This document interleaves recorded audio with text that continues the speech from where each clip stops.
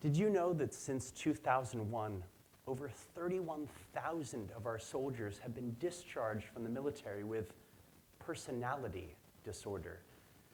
And that discharging our soldiers that way has saved the military over $17.2 billion in disability benefits and long-term medical care. Well, I didn't know that. I didn't know what personality disorder was until I started volunteering for a veterans group in my neighborhood in New York City.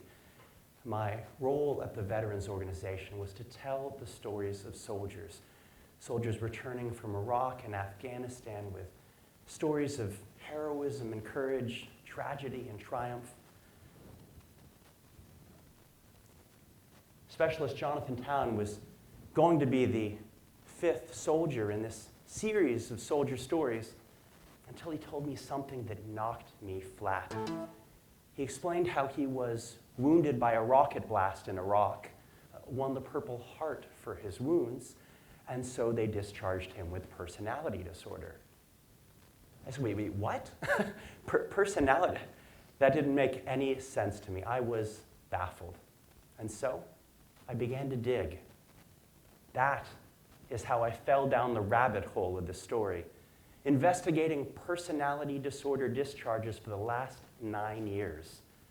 First, we put it on the cover of The Nation magazine, and then Bob Woodruff and I put it on Nightline. In Iraq in the fall of 2004, a rocket exploded 2 feet above Town's head, knocking him out for several minutes. When I started coming to, I could feel my buddy shaking me and saying, Town, are you awake? Town, are you okay? The blast left him with significant hearing loss, along with headaches and memory problems. After the attack, Town was awarded a Purple Heart. But when he returned to the States, depressed and tormented by nightmares, the Army acted quickly to discharge him, ruling his problems were caused not by the war, but by a personality disorder that predated his military career. They basically said that you had a mental problem before he got into the Army. Correct. Based on what? Nothing. Did they ever question your parents, your friends, anybody from your past? Not at all. The military calls it separation because of personality disorder, defined in regulations as a deeply ingrained maladaptive pattern of behavior. And because it is considered a pre-existing condition, Town was left ineligible for disability pay and benefits, and he was forced to return a portion of his re-enlistment bonus. The day I got discharged, they told me I owed the Army $3,000. That you owe them money? Correct. You got a Purple Heart, got sent back, left the Army, now you owe them money? Correct.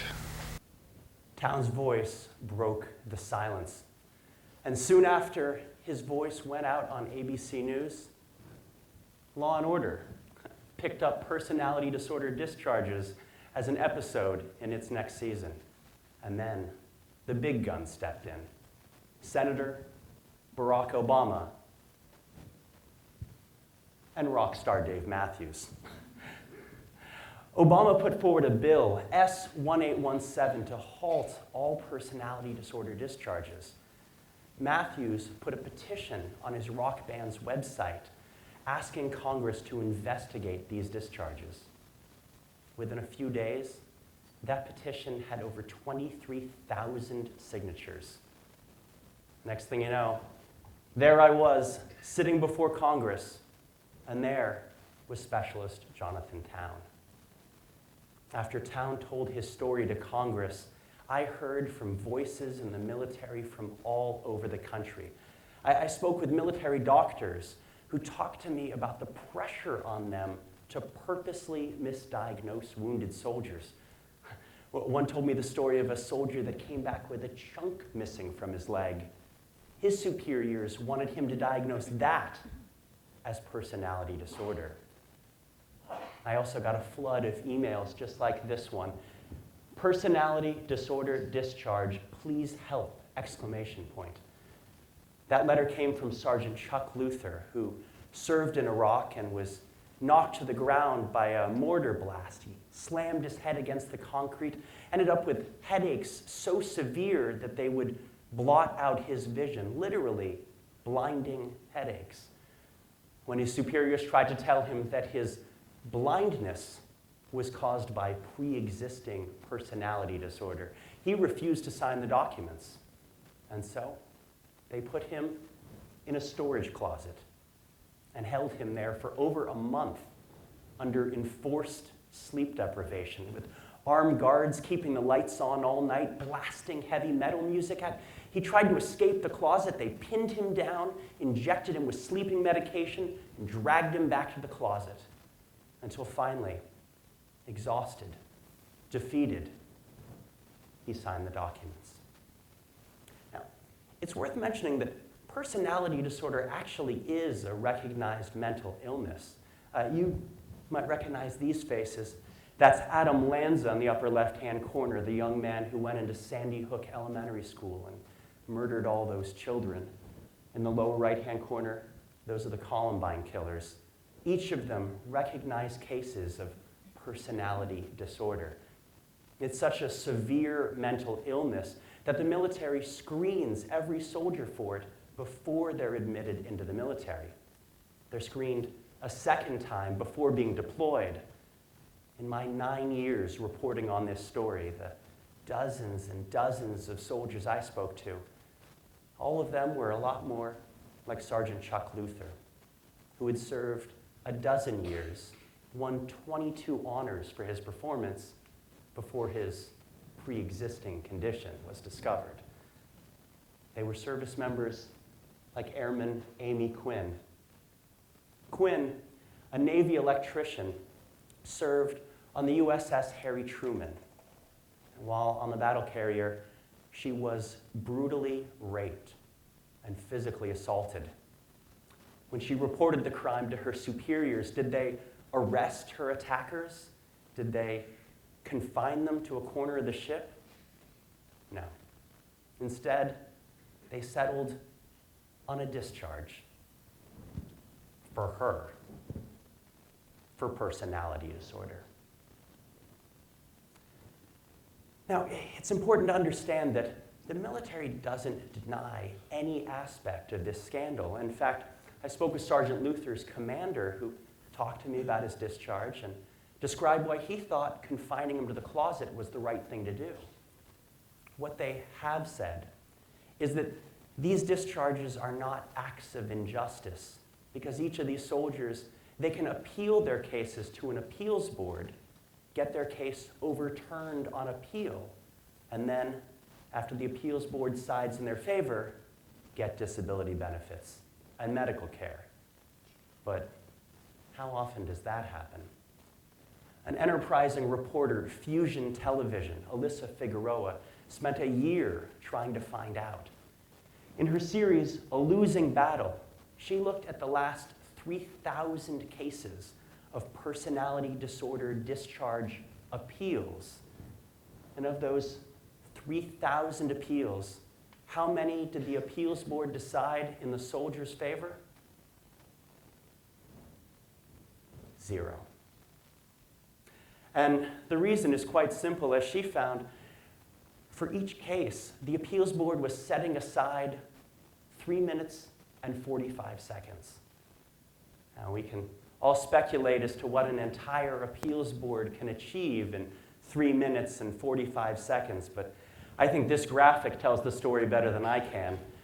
These are 2 hands reading the hundreds of pages of medical documents that Sergeant Luther put together to prove that he was wounded in war in just 3 minutes and 45 seconds. You can't do it. All you can do is blindly accept that the military got it right the first time and move on from there. Of course, Airman Amy Quinn didn't need an enterprising television reporter to tell her that every appeal gets rejected. All she needed to do was go to her mailbox, where the appeals board had her rejection waiting there for her. By the time the New York Times caught on to this story and placed it on its front page, the number of discharged soldiers was sky high. Since 2001, over 31,000 of our soldiers had been discharged from the military with personality disorder at a savings to the military of over $17.2 billion in disability benefits and long-term medical care. Now, that New York Times piece, that was published in 2012. You might ask yourself, where are we now? Well, the honest answer is we actually have no idea. The Government Accountability Office did a study on personality disorder discharges just this year, and they found that they can't even track them anymore. And that's because the branches of the military are finding all new ways to hustle our wounded soldiers out the side door. Some are still calling it personality disorder. Others are now calling it adjustment disorder. Others are using new avenues altogether. Same lack of benefits, same lack of medical care, now just undetectable beneath the radar. So, what can be done? Well, Yale Law School had an enterprising solution. It put together the Veterans Legal Services Clinic to look into these discharges. They actually sued the government to get more information about personality disorder discharges. Sergeant Chuck Luther had an extraordinary solution. He founded Disposable Warriors, a veterans organization specifically designed to assist wounded soldiers who have been discharged with personality disorder. And Representative Timothy Waltz, the highest-ranking enlisted man in the U.S. Congress, went back on the floor of Congress and resubmitted Senator Obama's bill to halt these discharges.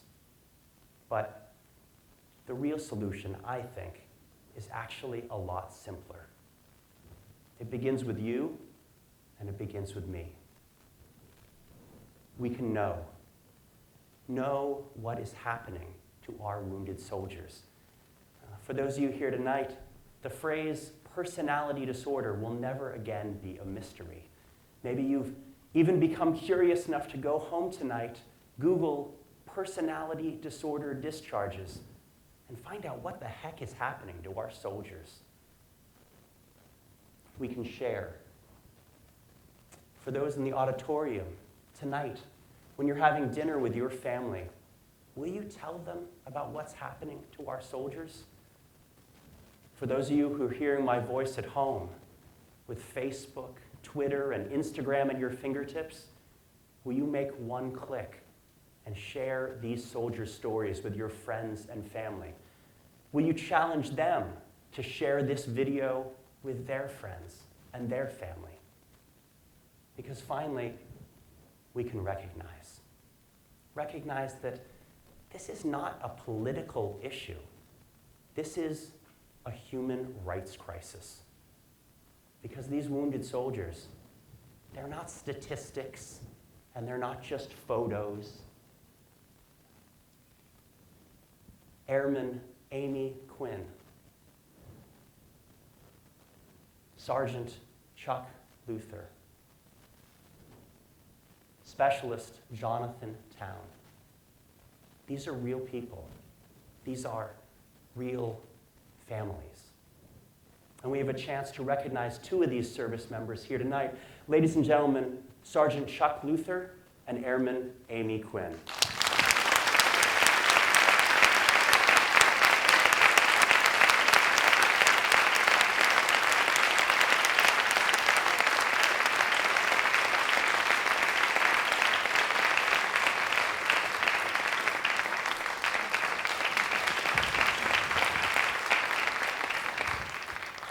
They have served us. Now it's our turn to serve them.